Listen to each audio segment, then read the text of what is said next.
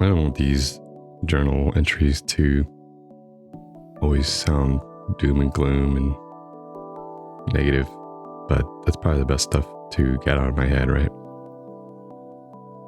Ashton's Daily Head Diary.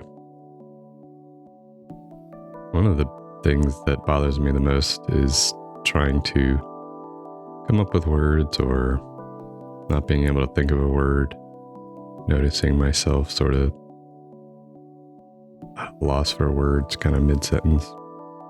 It's probably something that happens all the time in my life, but since starting to learn more about ADHD, taking medication and learning more about it, talking more about it with my family and in therapy, that's kind of one of the hard parts, I guess, is being more aware of the symptoms of it and that maybe it's not a typical thing or ideal situation. I find myself at work sometimes trying to explain something and then kind of suddenly either I haven't thought far ahead enough or lose the word kind of mid-sentence. It's probably a combination of things. Partly getting older more than anything, maybe. But being aware of it, associating it with ADHD made it frustrating. Maybe moving past that would help me get over it. I guess it's a question of how noticeable it is to other people.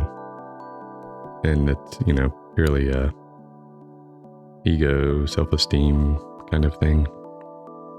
But that's something that's in my head lately that the more and more I notice it kind of frustrates me. I guess it's a feeling of competence or I don't know. I've always valued my mind and knowledge and intelligence maybe to a arrogant, well, I don't know about arrogant, but at least elitist kind of fashion. So when it comes to things that make me feel not smart, it tends to bother me, I guess. The thing I should probably really get out of my head is that today's my father's birthday, but he died in 2004. And other than the obvious importance of it, he particularly really loved his birthday. He was a really great guy and loved us a lot, would do anything for us. And it's, still sucks thinking that he hasn't been part of my life for a long time now. But it's been easier trying to face it in the last few years rather than just avoid it, push down the feelings. So that's good. I think he'd be happy about that. I tend to just avoid talking about him because of the,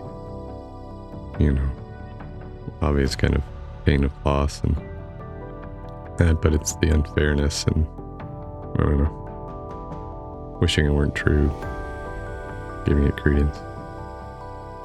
So these are starting off pretty heavy, but I think part of the point is help myself work through some of these things.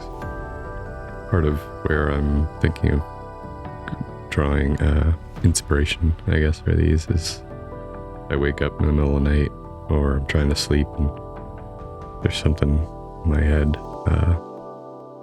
maybe needs to come out. And so these were some of the things bugging me.